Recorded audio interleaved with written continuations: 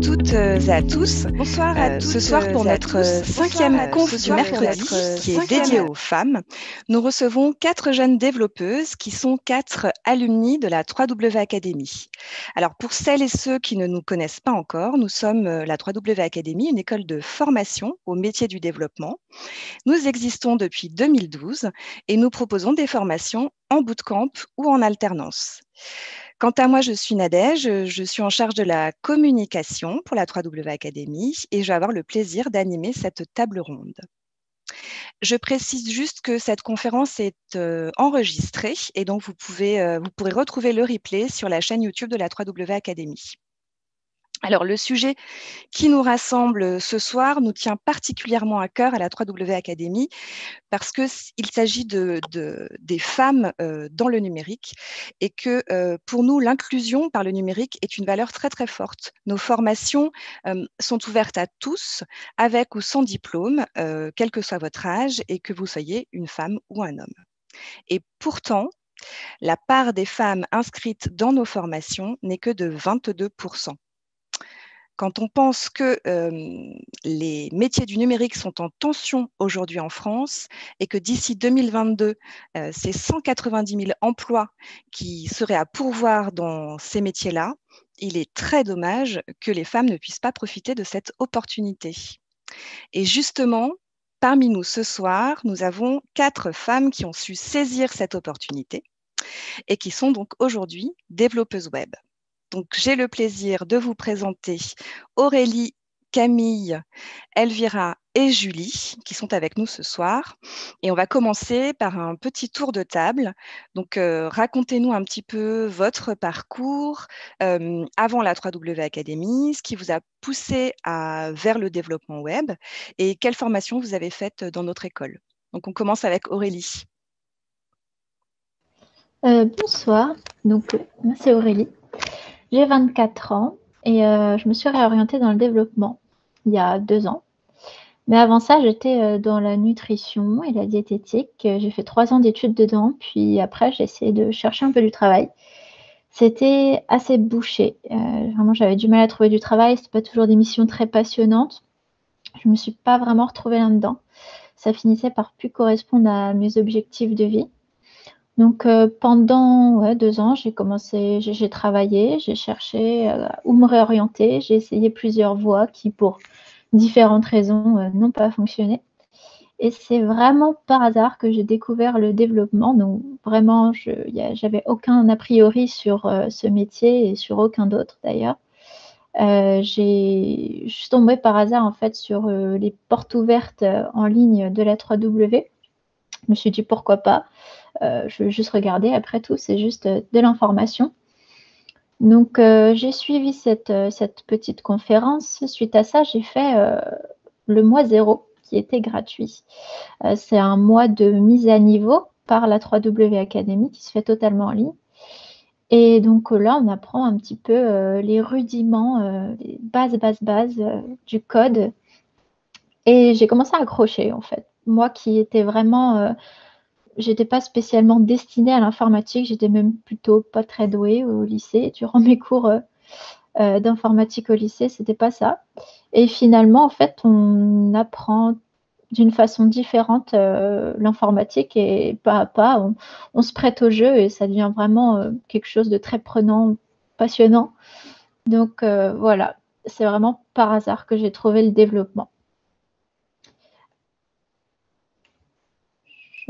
Le mois 0 pour nos auditeurs, pardon, c'est une plateforme qui s'appelle Apprendre HTML, qui est composée effectivement d'exercices en ligne et qu'on propose gratuitement. Donc, il y a toute une partie qui permet de s'initier au code et on vous mettra le lien dans les chats.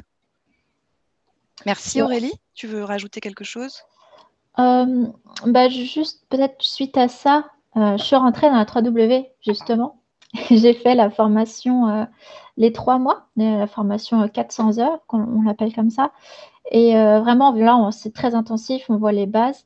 Et suite à ça, je suis partie sur une alternance que j'ai fait à BETC en tant que front-end. Et aujourd'hui, je suis en CDI en tant que full stack chez Mobibam. Merci Aurélie. Camille.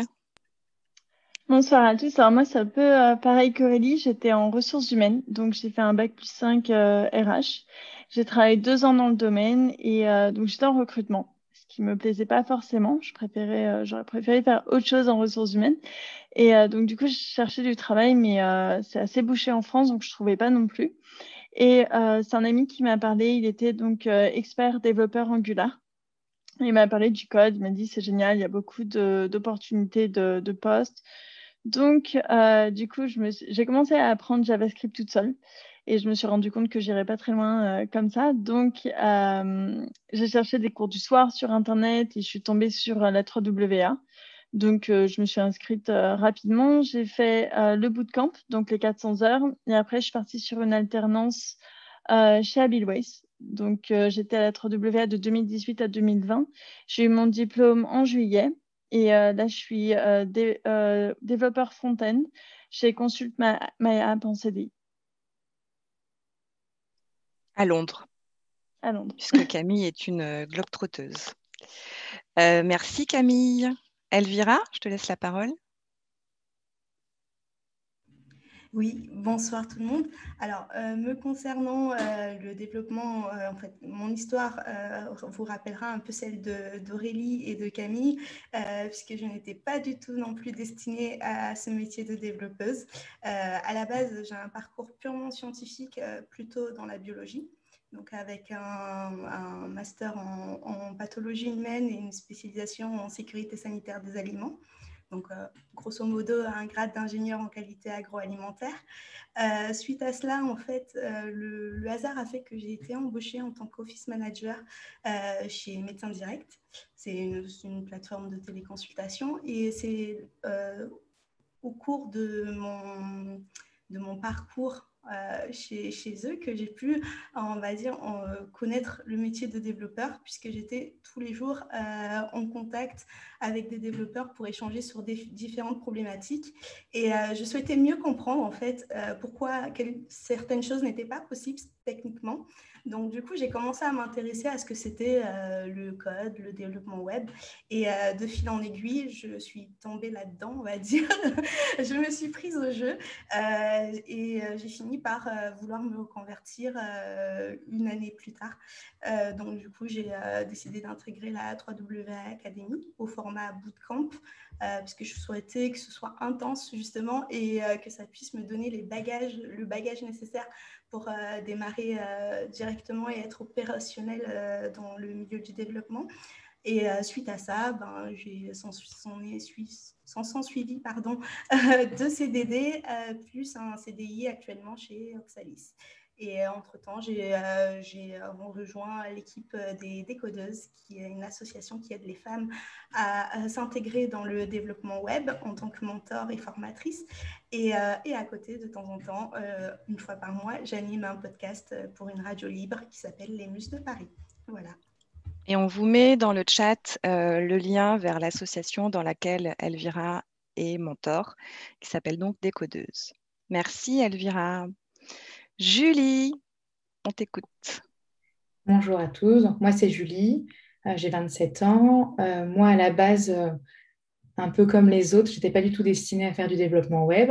J'étais dans la gestion en hôtellerie-restauration. L'arrivée sur le terrain était catastrophique. L'ambiance, justement, il y avait beaucoup d'hommes extrêmement sexistes, etc. Donc plutôt compliqué pour moi. Donc là, ça a été la désillusion. J'étais perdue, je ne savais plus ce que je voulais faire. Et suite à ça, j'ai travaillé avec une psychologue du travail où on a réfléchi ensemble à ce qu'on pouvait faire. Je faisais déjà un petit peu de HTML, CSS, on va dire. Je trafiquais un peu ma console. Et au fur et à mesure, on s'est dit pourquoi pas en faire un métier. Donc, j'ai essayé d'apprendre un peu par moi-même. Et puis rapidement, j'ai vu la 3W Academy. C'était une belle opportunité pour moi. Donc, j'ai fait également les 3 mois de formation. Effectivement, ça a été intensif. Et suite à ça, j'ai intégré Lagardère Publicité News. Merci Julie. Alors justement, en fait, on voit à travers vos 4 parcours respectifs que vous avez toutes commencé une autre vie avant de faire du développement, même si vous êtes encore très jeunes, toutes les 4. Et juste, je voulais signaler que, effectivement, comme beaucoup d'entre vous, de nombreuses personnes, et entre autres des femmes, arrivent dans le développement dans le cadre d'une reconversion. Et justement, sachez que nous, à la 3W Academy, on a signé un manifeste pour la reconversion des femmes dans le numérique. Donc, on s'est engagé en fait à promouvoir les métiers du numérique de différentes manières pour que de plus en plus de femmes rejoignent des formations comme la nôtre. Alors, merci à toutes pour ces présentations. Est-ce qu'on va rentrer un petit peu plus dans le sujet qui nous intéresse ce soir? Est-ce que vous pouvez nous raconter un petit peu vos premières expériences vraiment en tant que développeuse et nous dire si, pour vous, être une femme dans le développement web, est-ce que c'est un atout ou est-ce que c'est un frein? On commence avec toi, Aurélie. Alors personnellement, ma première expérience, donc c'était chez BETC, j'étais en alternance. J'étais front sur au début juste du JS, HTML, CSS, puis après j'ai fait du React. Et être une femme, ça n'a rien joué sur absolument rien en fait. Je me suis sentie intégrée comme n'importe qui dans une entreprise, enfin, quand ça se passe bien. Mon intégration s'est très bien passée et mes collègues, certes, j'étais la première femme quand même à arriver dans l'équipe dev, donc j'ai eu des questions de mes collègues, ce qui était normal, mais vraiment, est-ce que ça te dérange d'être dans une équipe d'hommes, tout ça? Donc j'explique que bah non, parce qu'en fait j'arrive là sans me poser la question en fait, ah mais il n'y a que des hommes dans mon équipe, comment ça se passe? Absolument pas en fait, parce que tu arrives, on te dit ton travail c'est ça, mais tu fais ton travail et ça roule quoi. J'ai jamais eu chez BETC de remarques ou quoi que ce soit, enfin ça m'a jamais posé aucun problème. Et puis quand j'ai cherché du coup un autre contrat suite à mon alternance, là pareil, j'ai pas eu de soucis. Enfin les recruteurs, que tu sois homme ou femme, je pense qu'ils te contactent tout autant. J'avais des retours, enfin pas de souci. Pareil, les recruteurs, quand ils conversaient avec moi, pas de souci sur une histoire de sexe ou pas. Et donc, je suis arrivée chez Mobibam, ça fait depuis le 1er décembre, donc c'est assez récent. Pareil, là, rien d'extraordinaire. Je suis intégrée comme n'importe quel être humain dans une équipe. Je suis très bien encadrée et je ressens aucune différence entre mes homologues hommes et moi-même. Pour ma part, en tout cas, ça se passe très bien. Ok. Et est-ce que, de manière générale, pour trouver tes postes, donc après l'alternance, comment ça s'est passé? Tu as envoyé plein de candidatures, tu as eu des difficultés ou...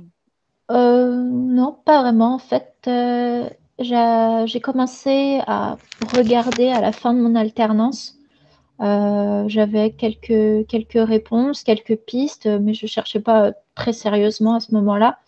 Et c'est fin octobre, du courant octobre en fait, que j'ai vraiment commencé à chercher activement. Donc, je suis passée par les grands classiques Indeed, LinkedIn, Welcome to the Jungle. Et c'est d'ailleurs via Welcome to the Jungle qu'on m'a recrutée.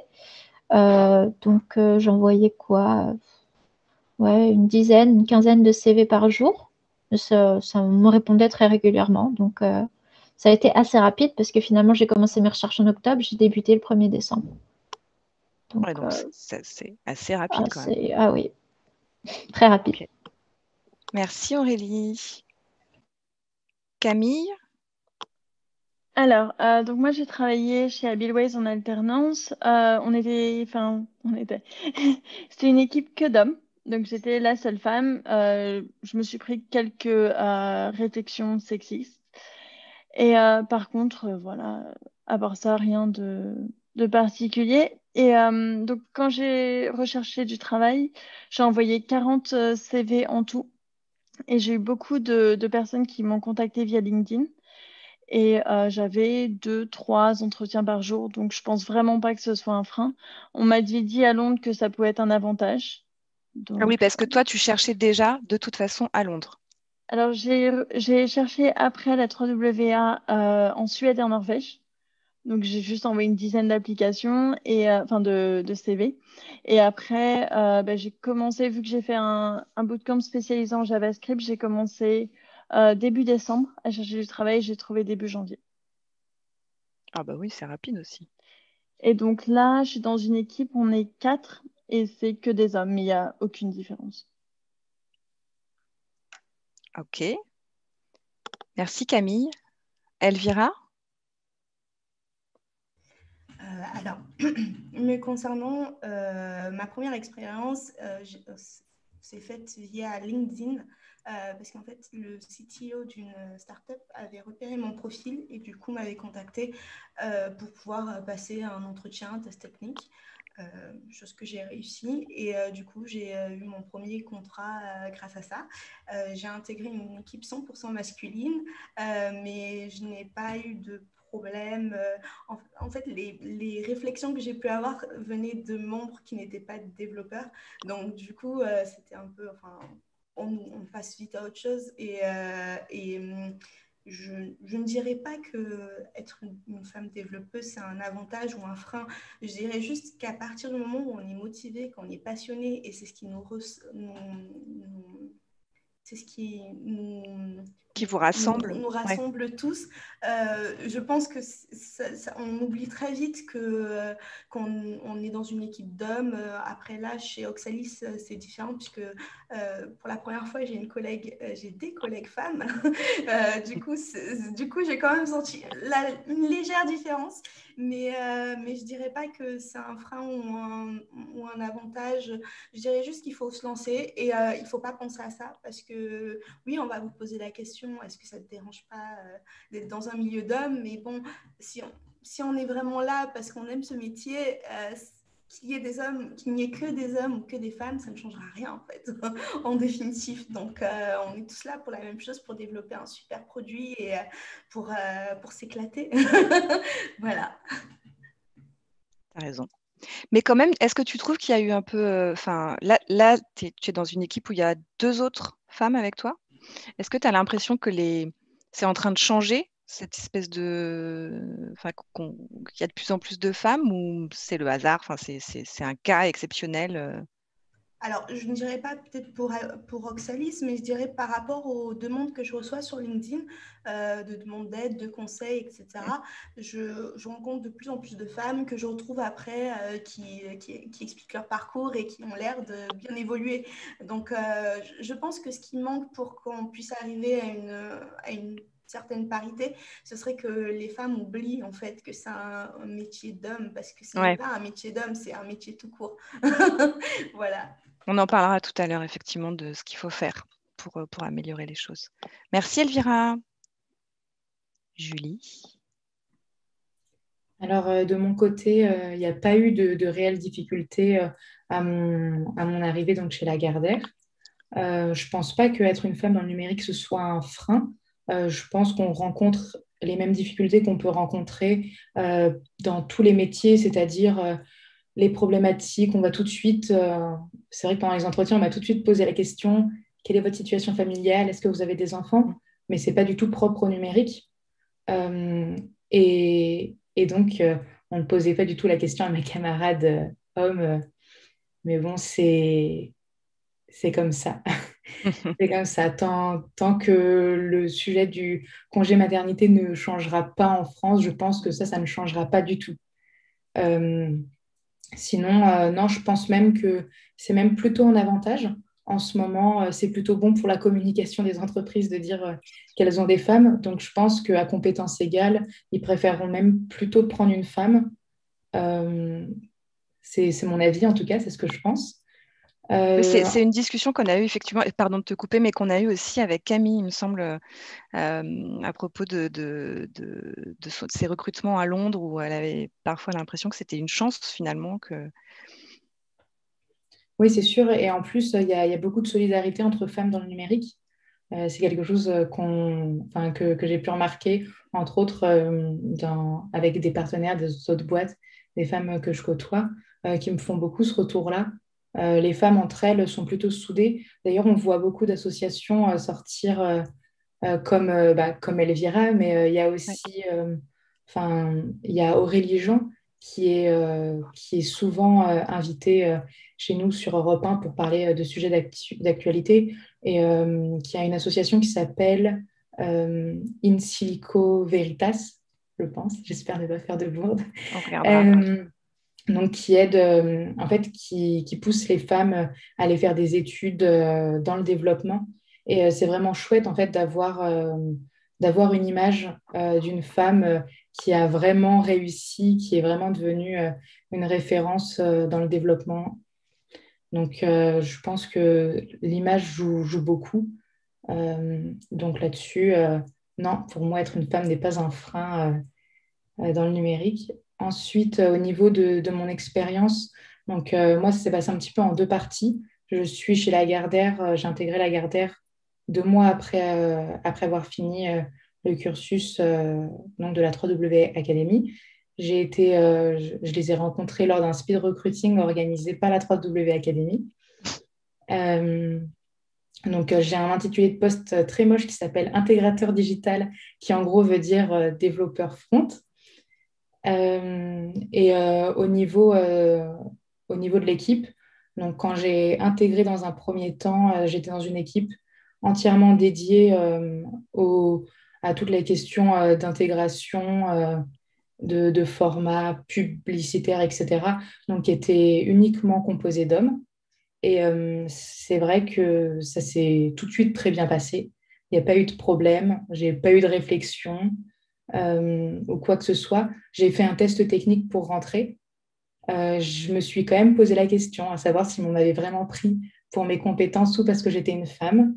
J'ai fini par poser la question et on m'a assuré que c'était vraiment sur le test technique que j'avais été prise.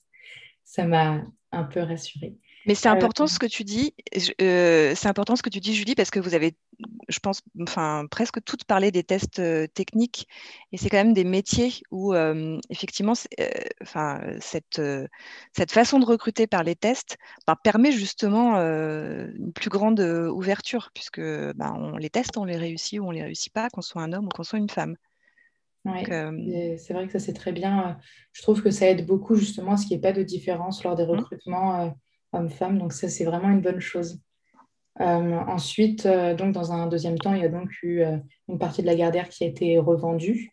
Et donc là, j'ai intégré une équipe mixte composée entre autres d'analystes yield, de média traders, etc. Et donc, du coup, à cette occasion-là, j'ai intégré entre autres les locaux qui contiennent la radio. Donc, je me sens beaucoup plus au cœur au cœur du journalisme, au cœur de la radio. Et c'est vrai que les femmes, nous, on est très majoritaires dans à la Gardère Publicité News.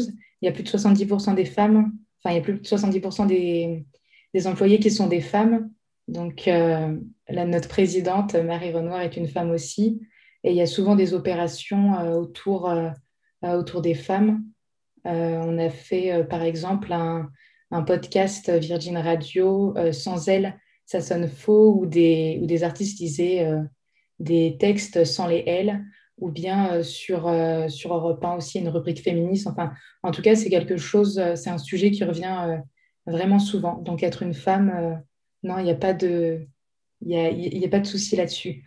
Oui, parce qu'en plus, tu as de la chance d'être dans un groupe où effectivement, il y a une volonté d'agir sur ces sujets de parité. Ah oui, ça c'est vraiment c'est au cœur de l'actualité. On a eu récemment un cas de harcèlement où le jugement a fait que cette personne a pu après réintégrer les locaux.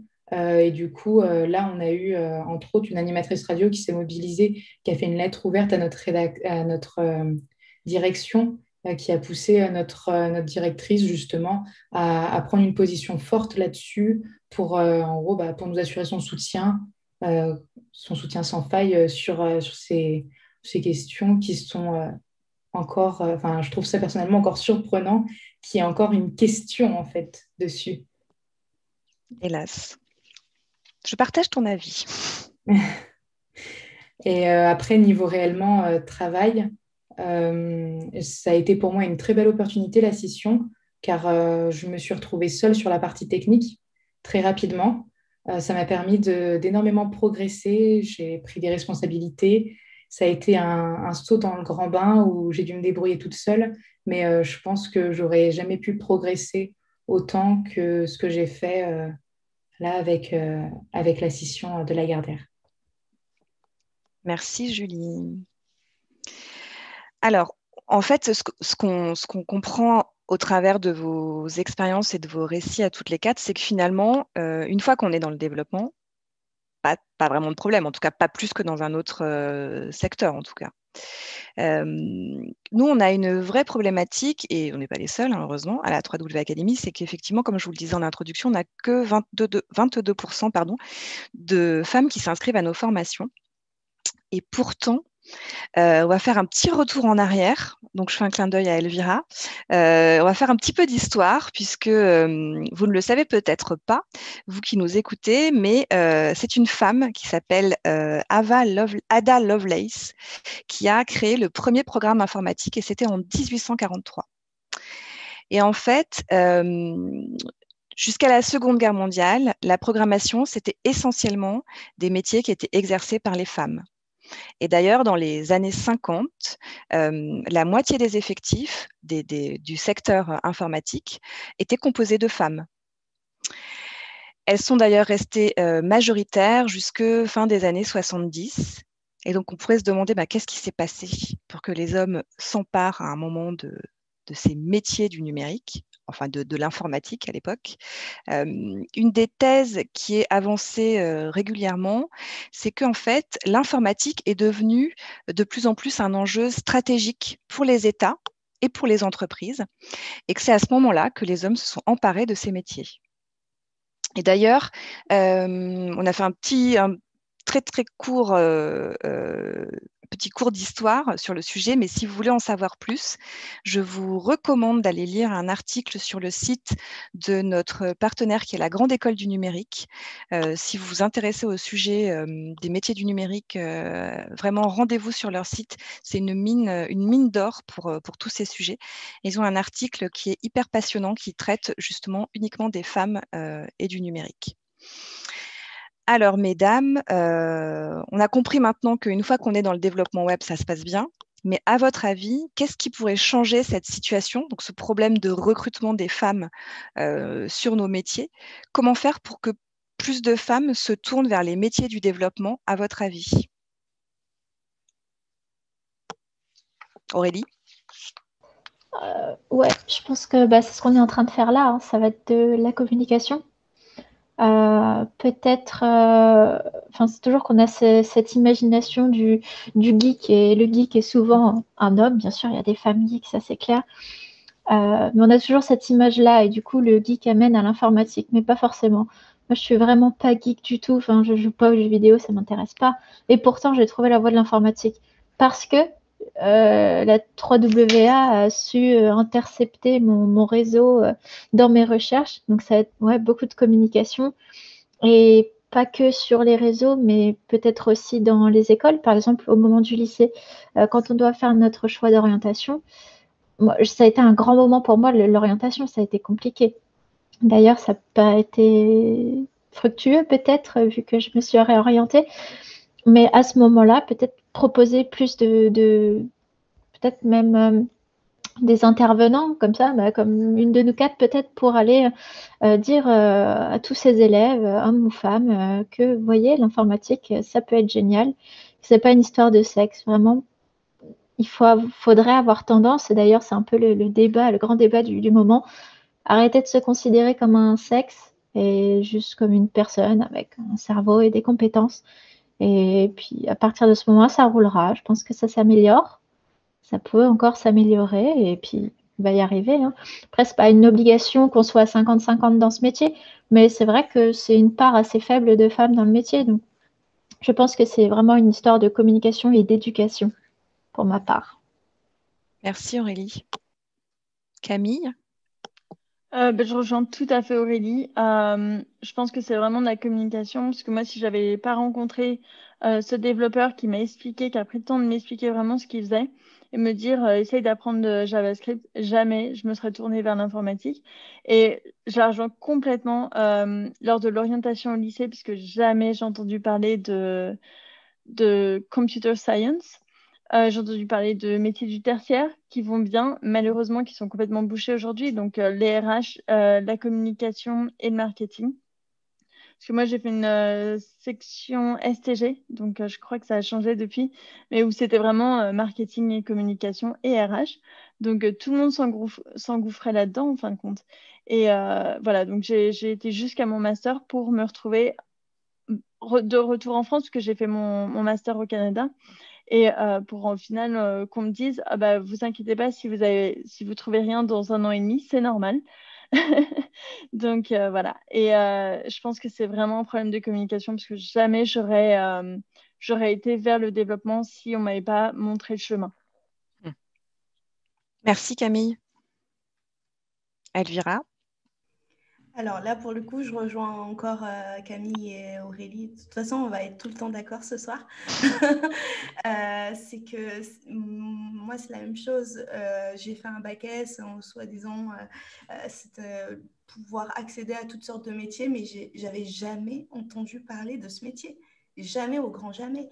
Et puis, même dans l'imaginaire collectif, là, je rejoins Aurélie. Quand on pense développeur, on pense iRobot, on pense Sheldon, on pense à tout sauf à une femme, en fait. Peut-être Garcia dans Esprit criminel, et encore. Et encore. Mais c'est pour ça que c'est important par notre présence aussi, en nous exprimant, de pouvoir faire porter le message que c'est possible, que les métiers, il n'y a pas de sexe à un métier, on va dire, et qu'à partir du moment où on s'enlève de la tête qu'un développeur, c'est forcément un homme, déjà là, on s'affranchit de quelque chose et on peut vraiment avancer. Et c'est là qu'on se rend compte qu'on tombe dans un monde merveilleux. Rejoignez-nous. Donc, voilà ce que j'aurais à dire là-dessus. Mais en tout cas, c'est pouvoir, dans le parcours précoce, si par exemple, on m'avait donné des petits cours d'informatique, rien qu'au collège ou quelque chose comme ça, je suis sûre que j'aurais eu un attrait pour ça, puisque cet attrait se confirme aujourd'hui. Donc, voilà ce que je pourrais dire. Il faut vraiment faire un travail de fond, là, du coup. On va y penser. On va essayer de trouver des passerelles pour aller jusque dans les collèges et les lycées. Mais ce n'est pas évident. Merci Elvira. Julie, tu veux rajouter quelque chose ou compléter Bon, bah, je suis totalement d'accord avec les filles. L'image dans l'imaginaire collectif, bon, bah, c'est pas glamour. Le geek aux cheveux gras dans sa cave, on l'a toutes. Non, par contre, je pense que actuellement les lignes sont en train de bouger. Vous parliez toutes de n'avoir jamais entendu parler de ce métier-là avant.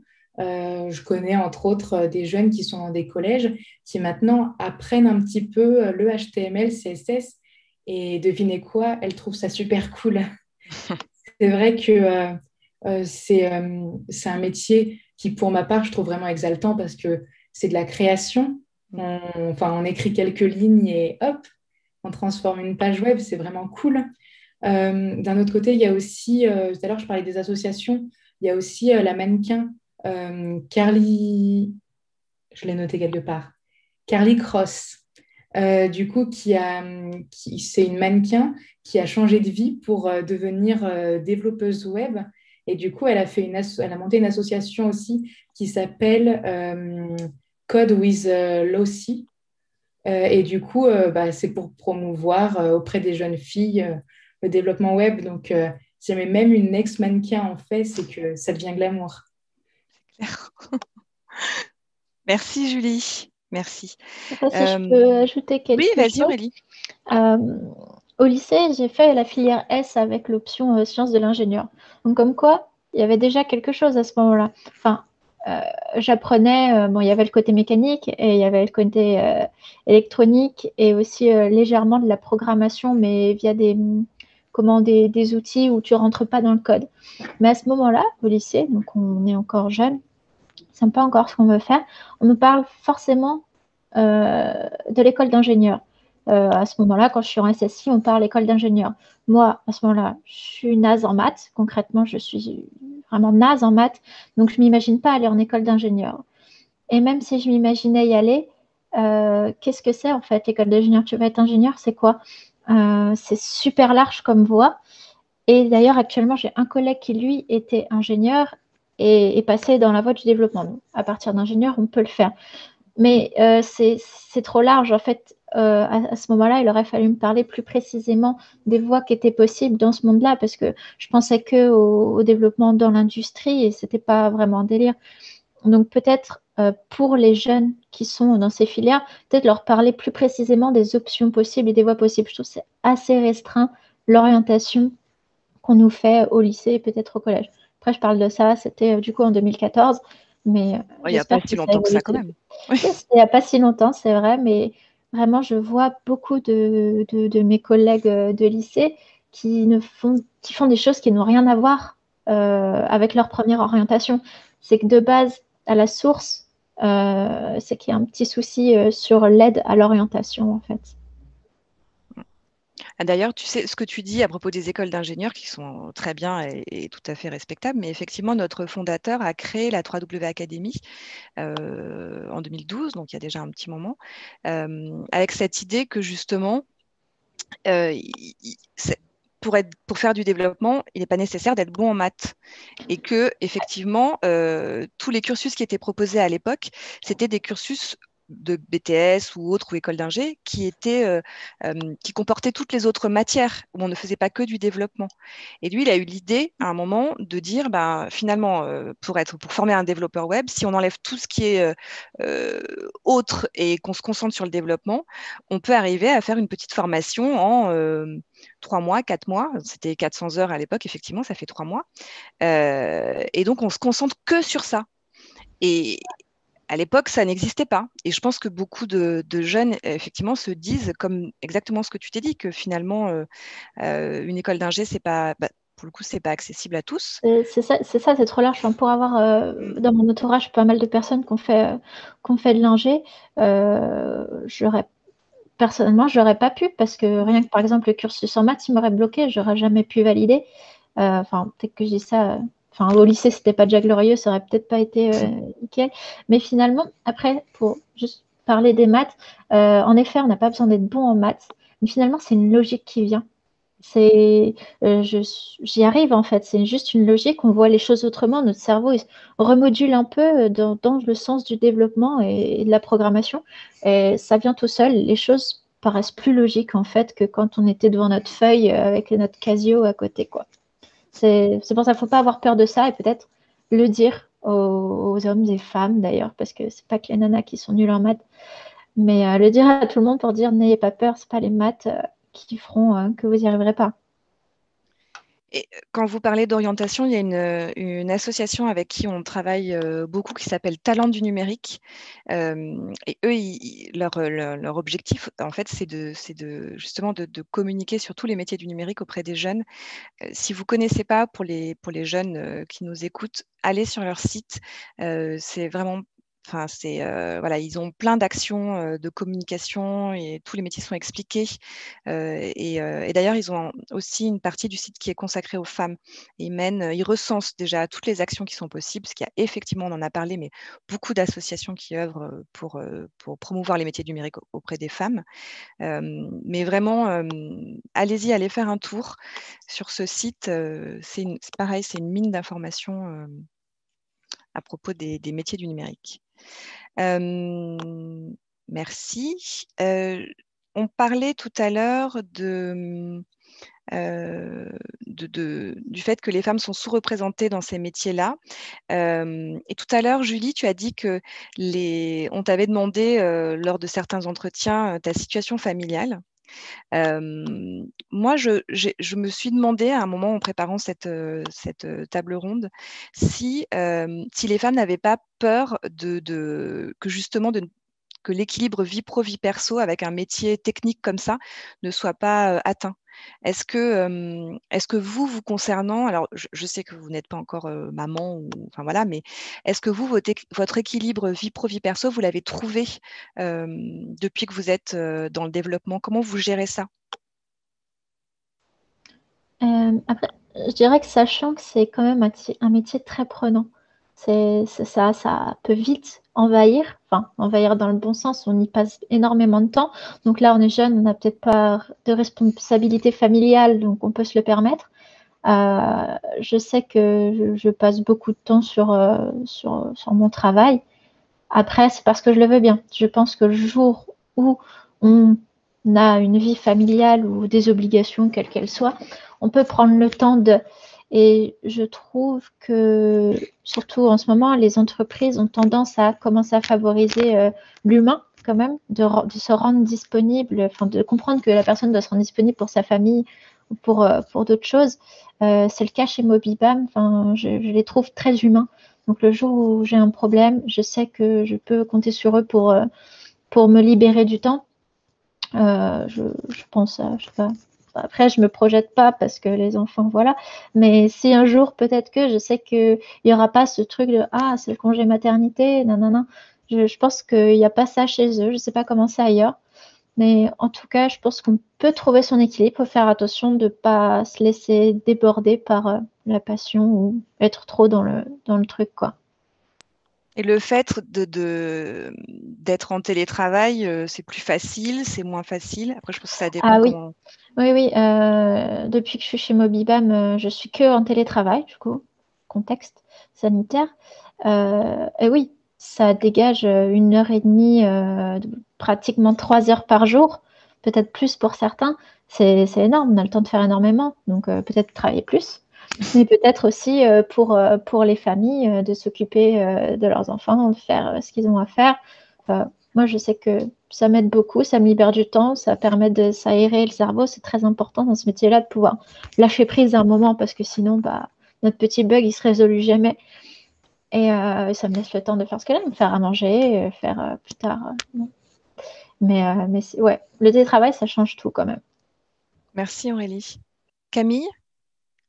Alors, pareil qu'Aurélie encore, c'est vrai que le développement, ça peut vraiment nous prendre du temps. Quand il y a un bug qu'on n'arrive pas à résoudre, on peut déborder sur la soirée ou des choses comme ça. Donc, c'est très important, même pour notre santé physique et mentale, de vraiment nous libérer du temps. Parce que moi, j'ai fait donc, mon deuxième bootcamp, c'était 12 heures. Donc, c'est 12 heures assis devant l'ordinateur. On se rend compte que c'est juste pas possible sur le long terme. Donc, ce qu'on fait que ça, c'est dormir, manger et coder. Et donc, du coup, là, pareil, le télétravail, ça aide puisque j'ai 1 demi-heure de transport pour aller, 1 demi-heure pour revenir. Donc, ça me libère 1 heure. Et du coup, le matin, en France, déjà, j'allais à la gym avant d'aller travailler. Et puis là, soit je vais courir ou soit je vais marcher le matin. Donc, c'est bien parce que c'est pas je me lève, je travaille. C'est je me lève, j'ai le temps de faire autre chose, de profiter un peu de la journée et après, je commence ma journée. Donc voilà, mais c'est super, super important de vraiment se dégager du temps, que ce soit le matin ou le soir, pour faire autre chose, pour vraiment déconnecter. Parce que j'ai des amis qui pareil, font du télétravail. Ils n'arrivent pas à résoudre un bug, ils se réveillent la nuit pour encore coder. Et je pense que c'est hyper. Ça peut être vraiment bouffant, mais faut vraiment, c'est super important pour la santé. Merci Camille. Elvira? Alors, moi, quand j'ai décidé de me reconvertir, il faut savoir que j'avais ni CPF, ni chômage. J'avais rien du tout qui m'attendait, juste des économies et un rêve. Du coup, j'ai tout donné pour ce rêve et j'ai passé mes nuits et mes journées à coder. Maintenant, c'est sûr que 2 ans plus tard, ce n'est plus du tout le même rythme.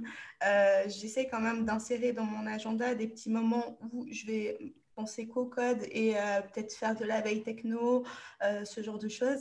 Mais je ne passe plus autant de temps qu'avant. Parce qu'avant, même le week-end, je codais. Même, j'étais le genre à me lever la nuit, oui. Tu trouves la solution au bug dans la nuit, tu es trop content, tu te réveilles, tu vas vite coder parce que là, sinon, c'est pas possible, sinon, tu ne vas pas tenir en place. Mais c'est vrai que petit à petit, je me suis rendu compte que oui, je suis passionnée. Oui, j'aime beaucoup ce que je fais, mais c'est pas pour autant que je vais je vais oublier de vivre ou de faire d'autres choses. Donc, du coup, comme Camille le fait, moi, c'est à l'heure du déjeuner. Je pars marcher. Du coup, pour un peu m'aérer l'esprit, j'essaye de temps en temps de faire un peu de yoga, de lire aussi. Mais lire pas des livres de code. J'en ai lu et maintenant je lis autre chose.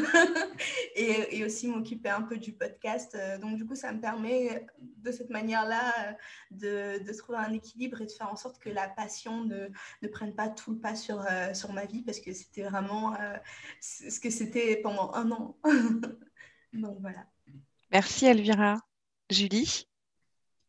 Mon équilibre vie pro, vie perso, vraiment au niveau du travail, oui, il est plutôt facilement respecté. Comme les autres, l'arrivée du télétravail, ça m'a fait gagner plus de 3 heures dans ma journée, donc c'est sûr que ça aide beaucoup. Je dirais que c'est même plus simple que dans les métiers où on a besoin d'être au contact du client ou quelque chose. C'est vrai qu'au final, il nous suffit d'une connexion Internet et d'un ordinateur, hein. On peut coder de partout. Donc là-dessus, non, pas de souci. Par contre, c'est vrai que le fait de travailler du coup, sur un site qui est accessible 24 heures sur 24, 7 jours sur 7, normalement, on fait attention lors des mises en prod, on teste beaucoup, on fait pas de mise en prod le vendredi pour essayer de passer un bon week-end, enfin, ce genre de choses. Mais c'est sûr que ça peut arriver. Ça peut arriver qu'on nous appelle. Alors, il y a jamais d'abus ou quoi que ce soit, mais bon, quand on me dit Julie, il y a un problème, c'est tout blanc. Bon, on va trouver une solution, ça va bien se passer. Donc, non, non, mais globalement, non, je trouve que c'est un bon équilibre vie pro, vie perso. Après, dans ma vie perso aussi, j'aime bien coder. Je fais pour le plaisir personnel, mes petits projets parallèles. Donc, c'est pour ça que je distingue vraiment la partie travail et la partie perso. Mais dans la partie perso aussi, j'aime bien coder. C'est une vraie passion. Ouais, Julie, c'est vrai. Julie, tu veux dire les petits projets qu'on ne finit jamais?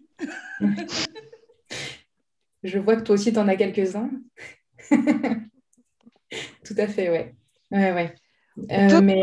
Tu as dit qu'on pouvait coder de partout, et moi je voudrais revenir sur ça parce que souvent c'est les métiers, quand on rencontre des candidats qui viennent à nos réunions d'information, ça fait toujours un peu rêver le développeur, le métier de développeur. Alors je parle peut-être plutôt plus souvent pour les garçons, mais on se dit voilà, développeur, on peut être à Bali, on peut être en Thaïlande, on peut être n'importe où.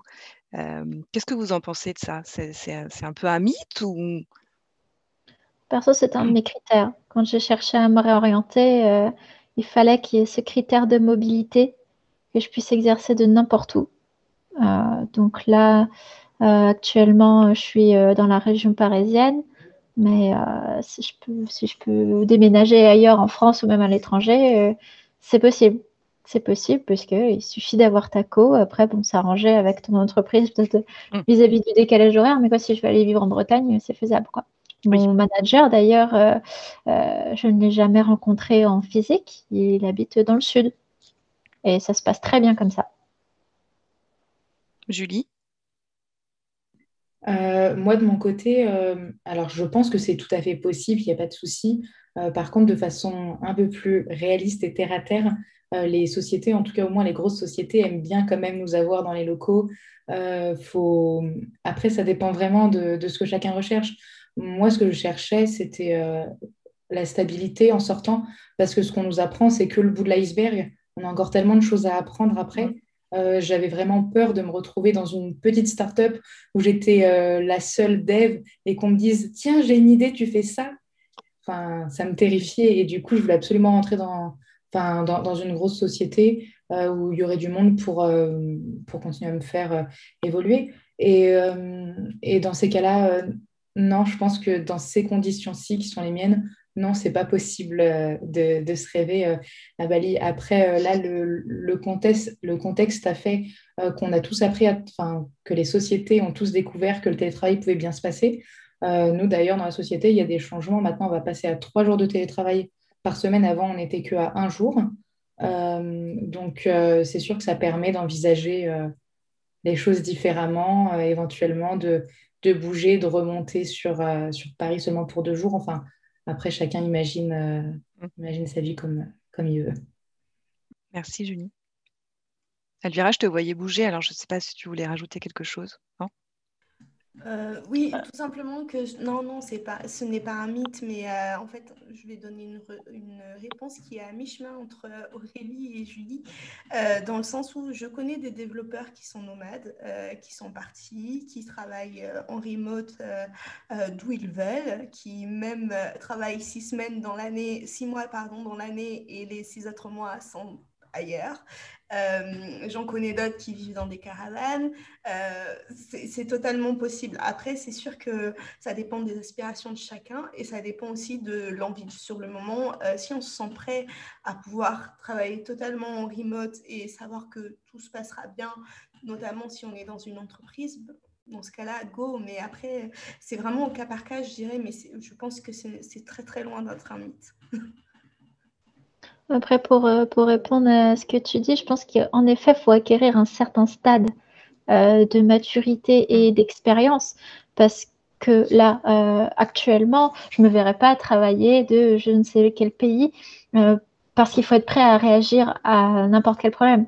Il faut être prêt et ça, je suis prête pour beaucoup de choses, mais il y a peut-être des choses que je ne vais pas savoir gérer. C'est toujours agréable quand on est junior de se dire, bon, s'il y a un problème, je peux appeler, enfin, j'ai contact rapidement avec quelqu'un. Après, pour pouvoir travailler de l'étranger, je pense que c'est majoritairement, des profils freelance, finalement, qui vont gérer eux-mêmes leur business, en fait. Et voilà, plus rarement dans les entreprises. Mais j'ai participé il y a un petit moment de ça à une conférence de la crème de la crème qui se situe à Station F, qui présentait le profil d'un jeune justement qui bossait en entreprise mais qui voyageait en même temps. Donc je pense que c'est retrouvable sur le net. Je pense qu'Aurélie, tu as vraiment raison. Oh, pardon, Nadège. Non, vas-y, je t'en prie.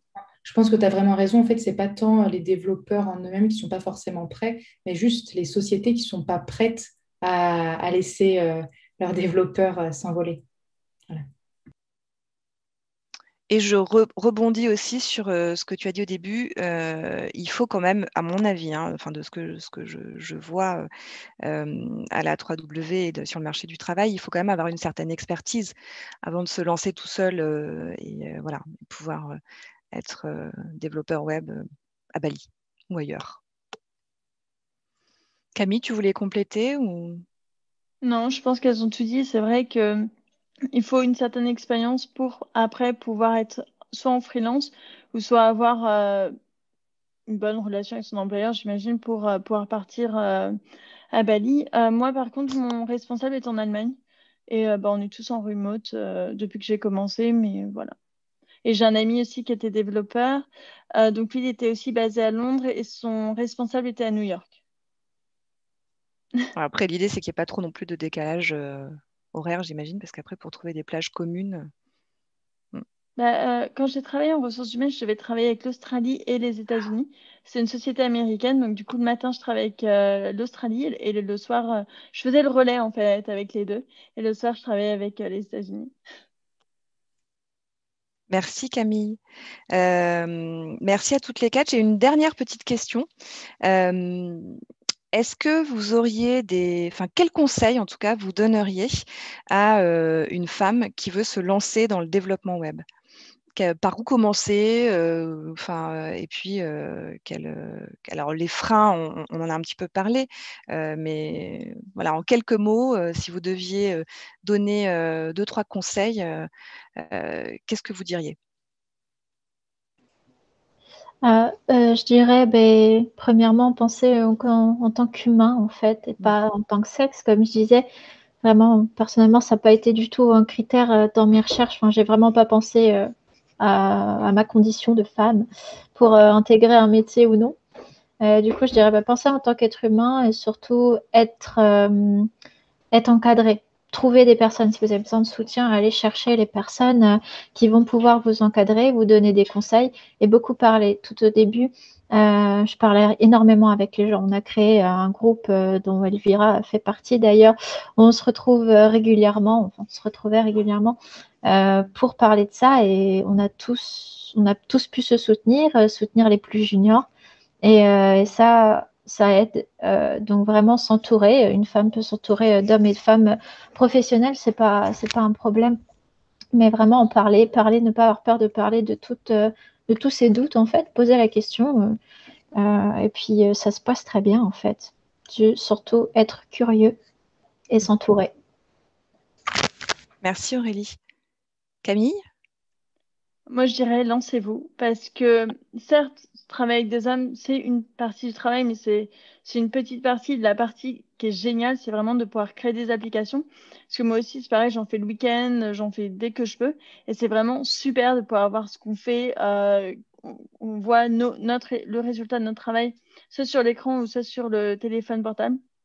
Et je trouve que c'est quand même une espèce de pouvoir magique qu'il y a peu de gens sur Terre qui savent faire ça. Donc, c'est vraiment génial, prenant, tout ça. Et les hommes, c'est aussi sympa de travailler avec eux. Les femmes, je trouve qu'elles racontent plus leur vie. On connaît plus leur vie, alors que les hommes font que des blagues. Donc, ça peut être aussi très sympa dans le bureau. Merci Camille. Elvira? Oui, alors, je risque encore de vous rejoindre, mais je vais essayer de trouver quelque chose de mieux, enfin de plus, qui s'éloigne un peu de ce que vous avez dit. Je dirais surtout, misez sur vous. Misez sur vous. Comme je vous l'ai dit, j'avais juste des économies, un rêve. Je savais que je m'étais entraînée pour ça. Je savais que j'avais le bootcamp et j'ai tout donné. Donc, misez sur vous, donnez tout. Croyez en vous et si vous ne le faites pas, personne ne va le faire à votre place. Si je n'avais pas cru en moi, je ne serais pas devant vous en train de parler et oubliez les iRobot ou les conceptions que vous avez dans votre tête de ce que c'est un développeur. Parce qu'en vrai, un développeur, c'est juste un magicien qui crée de magnifiques œuvres d'art. Vous ne voyez pas, mais vous consultez notre œuvre tous les jours. Et si vous voulez en faire partie de ces concepteurs d'œuvres que tout le monde consulte tous les jours, rejoignez-nous. Homme ou femme d'ailleurs. Merci. On va te prendre pour la com de la 3W. Tu vas nous faire nos slogans. Julie, tu veux compléter un petit peu? Oui, moi, mon conseil, c'est homme ou femme, c'est pratiquer, pratiquer, pratiquer, pratiquer. Il n'y a que ça, ça vous permettra de vous prouver à vous-même que vous en êtes capable, ça vous donnera du courage, ça permettra de, en face, prouver aux gens ce dont vous êtes capable. Donc, vraiment, c'est le plus important, pratiquer. Voilà. Merci à toutes. Je voulais juste rajouter un dernier point, puis après on va regarder si on a quelques questions avant de se quitter. Il y a une association dont on n'a pas forcément parlé tout à l'heure qui œuvre pour l'insertion professionnelle des femmes dans le numérique, qui s'appelle Social Builder. Et ils ont mis en place sur leur site un chatbot qui permet de trouver la formation adaptée à son parcours, son profil. Et moi, je pensais que c'était important quand même, pour le coup, dans les conseils qu'on pourrait donner à une femme qui veut se lancer dans le développement, c'est déjà de trouver par quelle manière elle va se former. Parce que nous, on propose des bootcamps ou de l'alternance. Après, il y a plein d'autres façons d'apprendre le développement. Il y a des gens qui voudraient que ça soit en cours du soir ou que ça soit que à distance ou que en présentiel. Enfin, voilà. Il y a plein de manières de se former. Et parfois, on est un petit peu perdu quand on veut se reconvertir ou quand on veut se lancer dans un secteur qu'on ne connaît pas. Donc, allez voir sur leur site et vous trouverez, j'espère, la formation qui vous convient. Alors, on va regarder si nous avons des questions. Alors, Nadège? Oui. Donc, on a deux questions. Celle de Rosa qui demande il faut coder pour combien d'heures par jour quand on est débutant? Autant que tu peux. Non, mais surtout, c'est très important de pratiquer, mais il faut pouvoir se poser des limites de temps quand même pour vraiment s'aérer l'esprit. Sinon, si on ne prend pas le recul tu viens de coder quelque chose, tu bloques vraiment, mais tu t'obstines. Tu peux y passer la soirée. Ça m'est déjà arrivé de passer des heures inutilement pour que le lendemain, quand je revienne sur mon code la tête fraîche, j'ai oublié un point-virgule. C'est vraiment ça, c'est fatal. Mais vraiment, des journées classiques, comme tu ferais un 35 heures, je veux dire, la journée classique, penser à faire des pauses, faut pas. On se met. En fait, si ça te passionne, tu vas te mettre toi-même dedans et tu auras même du mal à décrocher, faire des pauses. Finalement, ça va venir tout seul, juste faire des journées normales, mais surtout penser à faire des pauses et pas forcer quand ça bloque. Moi, je dirais surtout, trouve un projet qui t'intéresse et te passionne. Et là, tu ne te poseras pas la question du temps que tu dois y passer. Et les projets, c'est hyper formateur. Donc, ça veut dire que c'est mieux que de faire des petits exercices de loop ou n'importe quoi. Faire un projet, ça va donner une vue d'ensemble, en fin de compte. Et tu vas développer pas mal de compétences, par exemple pour une authentification ou pour mettre des commentaires. Ou tu vas vraiment développer des compétences diverses dans le langage que tu choisis. Alors justement, en revenant sur les compétences, on a une question de Darky qui nous dit, est-ce que la formation initiale de 4 mois, donc celle de la 3WA avec le projet en plus, est suffisante ou est-ce qu'il vaut mieux approfondir par l'alternance? Voilà. Je laisse chacune dire ce qu'elle en pense. On a des exemples différents parmi nos intervenantes. Donc, certaines ont poursuivi avec une alternance. Peut-être on commence par vous. On a Aurélie. Du coup, oui, moi j'ai continué avec l'alternance parce qu'au bout des 3 mois, il me fallait une réorientation assez rapide. Donc, je pensais trouver un contrat après la formation des 3 mois. Mais de moi-même, en fait, je voyais que j'étais pas, j'avais les bases, mais il me manquait encore quelque chose. J'étais pas sereine pour attaquer direct un contrat. Et ça dépend vraiment des personnes. Il y en a vraiment qui ont attaqué mon contrat directement derrière. Personnellement, j'ai choisi d'approfondir avec une alternance. Ça aide vraiment selon ton ressenti à la fin des 3 mois. Mais déjà, pour les 3 mois, tu prends des bonnes bases. Et tu prends surtout ce qui est le plus important, c'est les réflexes de savoir chercher par toi-même et un peu la logique à avoir pour la programmation. Camille, peut-être que tu peux, parce que toi, alors, tu as rajouté encore d'autres trucs derrière. Camille, elle ne s'arrêtait plus. Alors, c'est pareil qu'Aurélie, en fait. Après les 3 mois, moi, je me sentais encore trop fragile pour trouver quelque chose. Et je voulais vraiment une première expérience, parce qu'une fois qu'on a une première expérience en développement, après, on n'a pas de problème pour en avoir une deuxième. Et donc, je trouvais que l'alternance, c'était un bon moyen justement d'avoir cette première expérience tout en étant junior. Donc, c'est-à-dire qu'on a le droit à l'erreur et on travaille. Donc, grâce à cette alternance, j'ai pu travailler sur React, qui est le framework JavaScript le plus répandu à l'heure actuelle. Donc, voilà. Après, j'ai revu React pendant les cours à la 3WA, mais ça m'a déjà permis de pratiquer. Alors après, on a une question pour Camille. Comment a-t-elle été embauchée? A-t-elle fait des tests d'algorithmes? A-t-elle un supérieur pour l'aider? Depuis combien d'années est-elle dev? Alors, je suis dev depuis 2 ans. Donc, j'ai fait Abilways. Après, j'ai fait un autre bootcamp. Il y a plein de questions. J'ai eu des tests, j'ai eu pas mal de tests techniques. J'ai dû faire des applications, donc soit sur mobile, parce que j'ai cherché en React et React Native. Donc, soit sur ordinateur ou mobile, j'ai dû faire des applications et des tests techniques qui étaient des fois sur Internet où il y avait des petites questions d'algorithme, mais vraiment très faciles. Par contre, non, pas vraiment de tableau blanc. Ça, c'est plus réservé pour les grosses entreprises type Google, Facebook. Perso, ça m'intéresse pas des masses, donc j'ai pas eu les tests d'algorithme. Et oui, j'ai un collègue qui est dev depuis une dizaine d'années, je pense. Donc, il est full stack plus back-end, où il a fait la partie front-end de l'application où je travaille. Donc, dès que j'ai une question ou que je suis bloquée, je peux lui demander. Par contre, juste, je voudrais revenir sur la question d'avant, parce qu'on n'a pas. Enfin, Elvira a un profil différent, parce que Elvira, arrête-moi, mais tu n'as fait que le bootcamp, toi? Oui, j'ai fait que le bootcamp. Juste pour compléter ce que vous avez dit, Aurélie et Camille, et Julie aussi, si tu veux rajouter, mais je sais qu'Elvira a fait que le bootcamp, donc. Alors, franchement, ça dépend vraiment des situations des uns et des autres. Moi, je vous avoue, ma situation, je vous l'ai expliqué. Voilà, je n'avais qu'une finalité, c'était décrocher un premier contrat. Je n'avais pas le temps pour faire une alternance, clairement. Et je n'avais pas le temps de faire un stage. Je n'avais pas d'autre alternative. Donc, du coup, ce que j'ai préféré faire, c'est choisir non pas une entreprise, mais un CTO et un produit. Donc, du coup, je me suis dit, je vais aller dans la finance et la fintech, donc la finance en technologie. Donc, c'est comme ça que j'ai intégré la plateforme de paiement.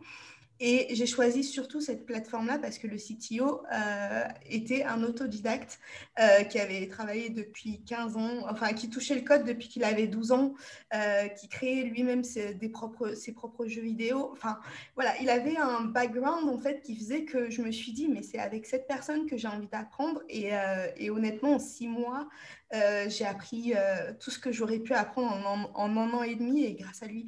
Mais après, parce que j'étais aussi demandeuse et j'étais derrière pour toujours dire alors. Enfin, même aujourd'hui, je considère que quand on rentre dans le développement, le bootcamp, c'est pas à la fin du bootcamp qu'on devient développeur. C'est pas à la fin d'une alternance qu'on devient développeur. C'est vraiment avec les années et qu'on peut vraiment s'affirmer en tant que développeur parce qu'être développeur, c'est aussi savoir prendre des décisions techniques et savoir expliquer pourquoi on fait telle ou telle chose. C'est pas juste... il y a beaucoup de choses et beaucoup de notions, surtout selon les langages, on a toujours plein de choses à apprendre. Donc, on est toujours en plein apprentissage et je continue sur cette voie-là de toujours privilégier le lead développeur ou le CTO, l'équipe, ainsi que le produit avant l'entreprise. Parce que c'est l'équipe qui vous fait avancer toujours. Merci Elvira. Julie, tu veux compléter? Oui, effectivement, à la fin des 3 mois, je pense en tout cas, moi je pense qu'on n'est pas apte à être freelance, c'est ce que je pense. Après, j'ai pas eu besoin de faire une alternance parce que je suis tout de suite rentrée dans une équipe qui était assez nombreuse à l'époque en termes de tech. J'ai été bien entourée avec des personnes vraiment inspirantes qui avaient leur propre société, etc. à côté. Donc, non, c'était vraiment chouette, mais il y a tellement de choses encore qu'on ne sait pas en sortant. Par exemple, on n'a encore jamais travaillé sur un code déjà existant, comment faire des mises en production sur un site qui existe déjà, enfin, toutes sortes de choses en fait. Il y a tellement de choses, tellement de cas qu'on n'a pas vus que je pense qu'effectivement, l'alternance après n'est pas une obligation. Par contre, il faut vraiment ne pas se retrouver seul. Merci. J'ai vu passer une question sur distanciel ou présentiel. L'une d'entre vous a-t-elle fait le cursus à distance ou seulement en présentiel? Comment ça s'est passé? Je ne me rappelle plus pour vous toutes. J'ai eu une partie en fait en présentiel à la 3W. La 400 heures était en présentiel. Ok. L'alternance, il y a eu le début qui était en distanciel. Et personnellement, ça m'a pas. J'y arrivais pas en fait à ce moment-là. J'avais pas. À ce moment-là, j'avais pas les compétences pour suivre en fait. Depuis, j'ai eu du mal à m'adapter à ça en fait. Et c'est pour ça que j'ai rejoint finalement la promotion de Camille, qui eux étaient en fait en présentiel. Et là justement, j'étais entourée. Pour interagir. C'était beaucoup plus simple. Toi, tu sais pas faire ça, viens, je te montre. Moi, je sais pas, montre-moi. Et c'est vraiment ça qui est mieux. C'est pour ça que je pense que quand on débute, c'est vraiment plus agréable d'être entouré et de pouvoir partager les connaissances avec les élèves qui sont au même niveau que toi, mais qui ont eu plus de facilité sur tel ou tel sujet, quoi. On essaye de le faire aussi quand on est à distance, parce que hélas, ça fait quand même presque un an qu'on ne peut plus faire de présentiel. Mais effectivement, tout le monde n'est pas fait pour suivre des cours à distance.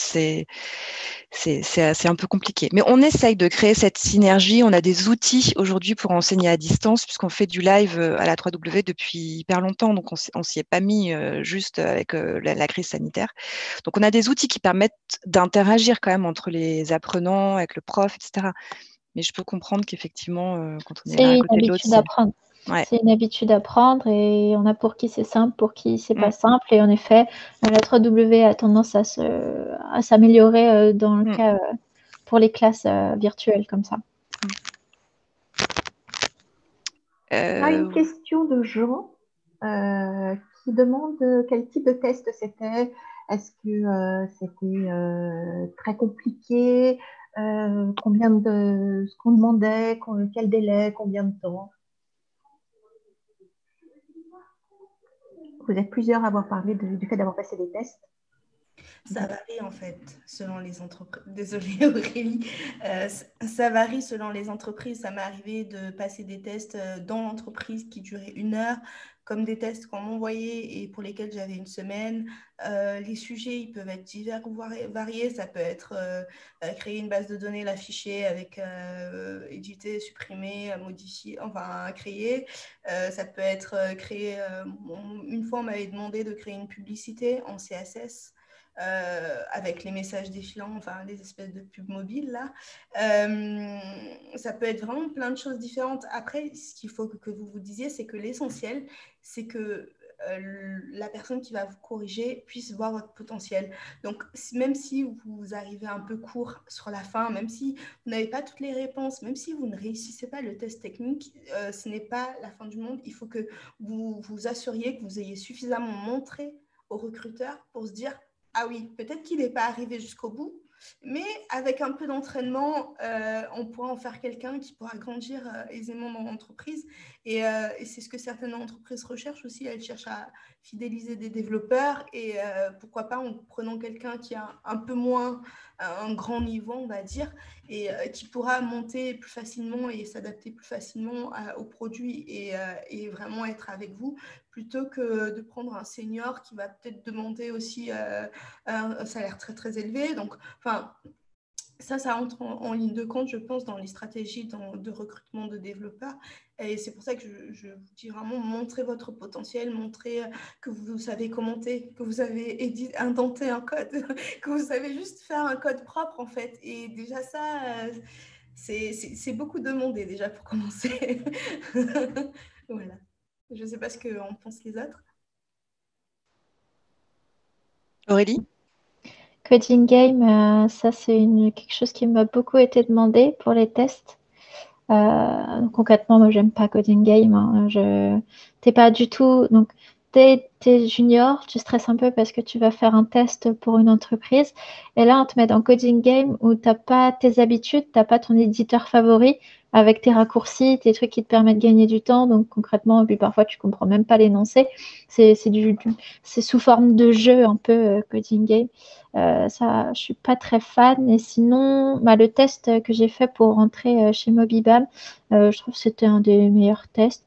En gros, c'était une application qui était une petite application qui était déjà faite. Et l'énoncé, c'était de rajouter certaines fonctionnalités bien précises. Et donc là, vraiment, tu rentres justement dans un code qui est déjà créé, mais qui n'est pas supra compliqué non plus. Et là, tu peux mettre des nouvelles features avec tes habitudes à toi, ton éditeur. En temps, j'avais pas de limite de temps, mais j'ai dit à la fin combien de temps j'avais mis pour le faire. Donc voilà, là, c'était au moins, c'est pas de stress, tu fais ça tranquillement. Et là, tu peux vraiment, justement, comme dit Elvie, montrer ton potentiel, quoi. Camille, tu avais aussi dû créer des apps, enfin, on en avait parlé, je n'arrive plus à me souvenir exactement, mais... Alors moi, en fait, c'était des applications qui sont en accord avec le poste. Donc, par exemple, j'ai postulé pour une société en santé mentale.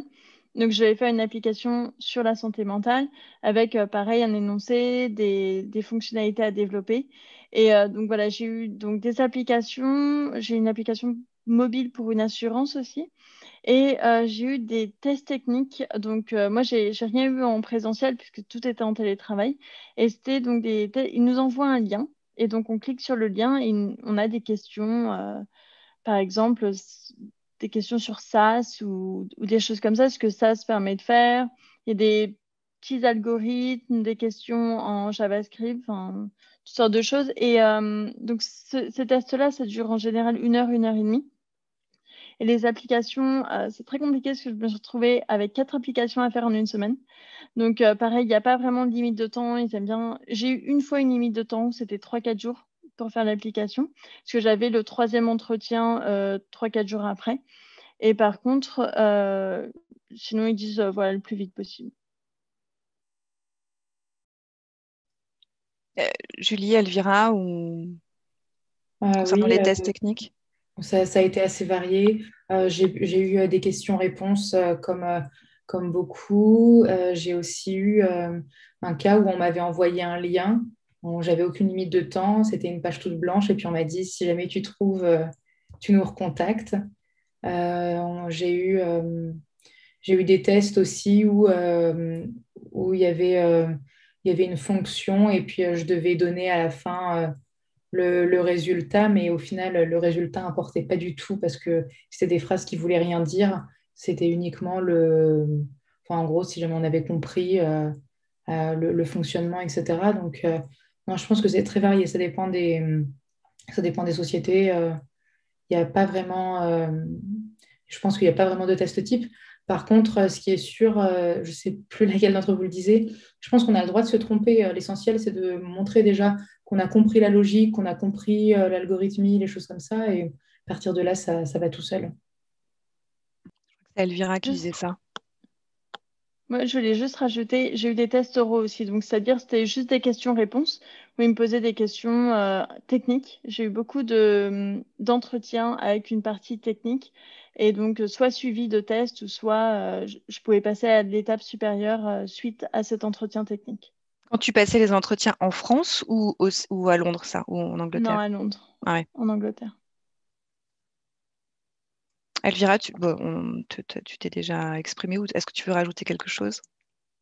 Non, mais comme Camille le disait, moi aussi, ça m'est arrivé une fois d'avoir juste une feuille avec des questions de culture générale, on va dire, sur le développement. Qu'est-ce que c'est? Citez-moi deux bases de données, citez-moi comment vous faites une boucle for, ce genre de questions. Qu'est-ce que le polymorphisme en PHP? Celle-là, je l'ai eu beaucoup, ce genre de choses. Donc, du coup, franchement, ça varie en fonction des entreprises, mais je trouve que c'est bien parce que du coup, vous avez tout le temps de la nouveauté et ça va vous permettre aussi de vous adapter et d'engranger un maximum de connaissances. Moi, j'avais toujours mon petit carnet avec moi en entretien, comme ça, les questions que j'avais eu faux, ben, je demandais, ben, expliquez-moi parce que moi, je ne connais pas la réponse, donc donnez-la moi et je la notais et ainsi de suite. Et c'est comme ça qu'on engrange des connaissances et qu'au final, on devient meilleur parce que du coup, ben, on apprend à chaque fois de nos échecs. Je confirme, j'ai vu le petit carnet en question. Je peux vous le montrer, il n'est pas très loin. Il n'est jamais loin, le petit carnet. Non, mais je l'ai loin. vu, je confirme. Merci. Est-ce qu'on a d'autres questions, Valérie? Ah oui, alors on en a encore plein. Hein. Ah bon? Désolée. Oui, parce qu'il est déjà 20h15 passé, alors on va devoir choisir. Non.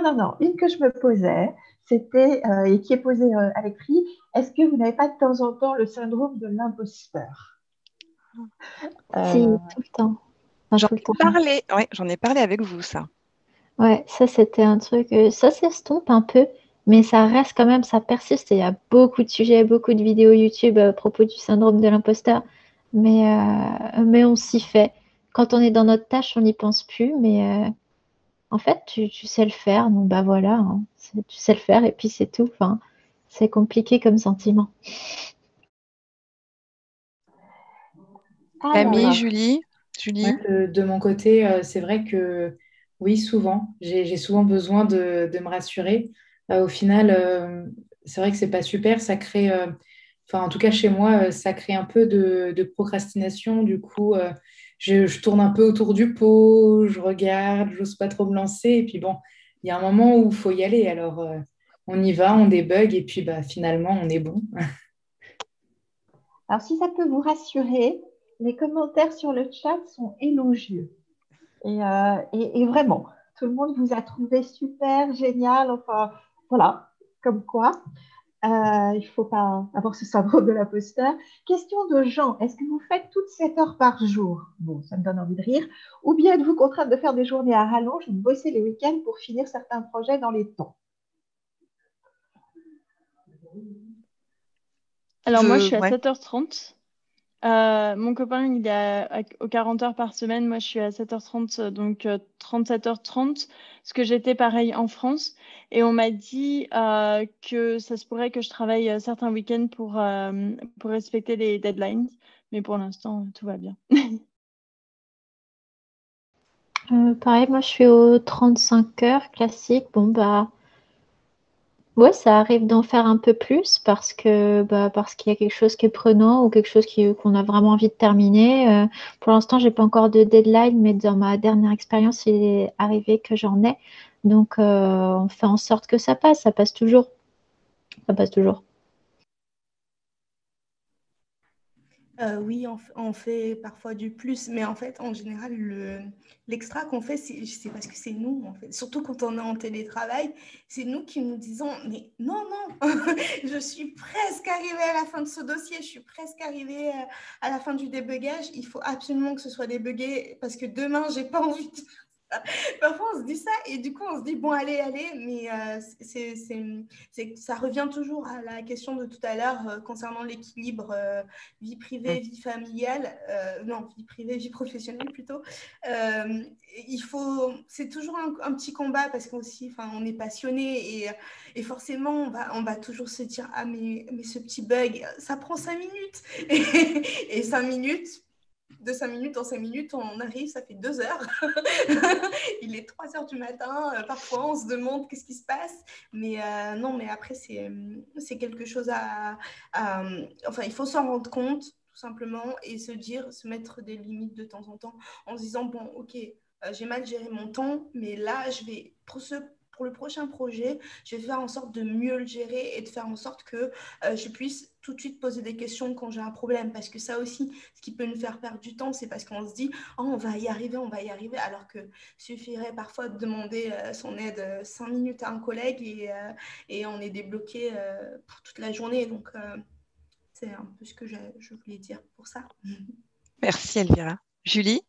De mon côté, je suis en forfait jour, donc je gère mon temps, tout simplement. Il y a des fois où je vais finir assez tard parce que je veux absolument finir quelque chose ou parce que l'activité est dense. Et il y a des fois où, au final, c'est plutôt tranquille. Ça dépend, déjà, ça va dépendre de la bonne volonté que nous on y met.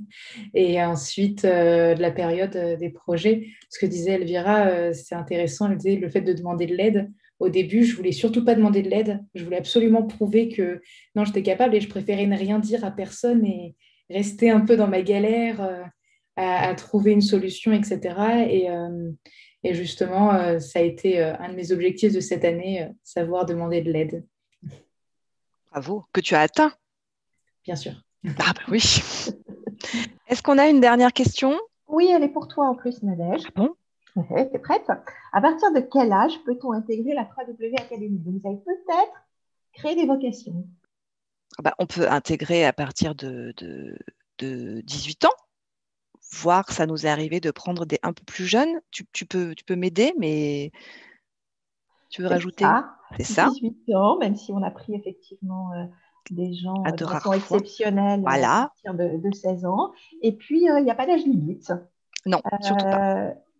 Oui, alors moi, ça m'étonne toujours, mais on a des gens qui se reconvertissent beaucoup plus tard que nos invités d'aujourd'hui, vers 45 ans, 50 ans, et on a même des gens à la retraite qui viennent suivre les cours et qui ensuite font des sites web sur leur passion.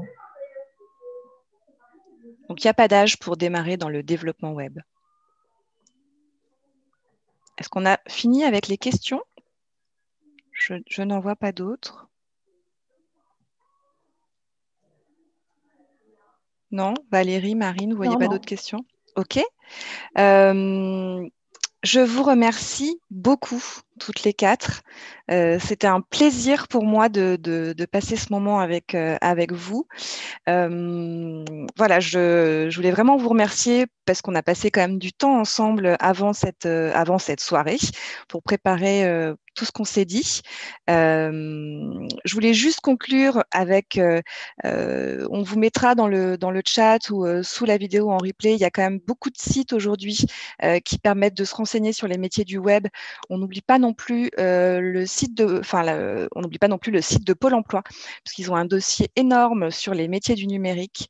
Talent du numérique, je vous en ai parlé aussi, plutôt orienté vers les jeunes, mais n'hésitez pas à y aller.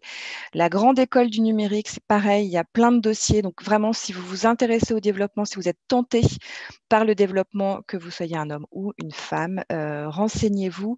Et puis, bien sûr, si vous êtes intéressé par la 3W Academy, vous pouvez venir à une de nos réunions d'information. Alors, pour l'instant, pour le moment, elles sont encore en distanciel, en live, mais on en a toutes les semaines voilà, qui présentent nos différents cursus.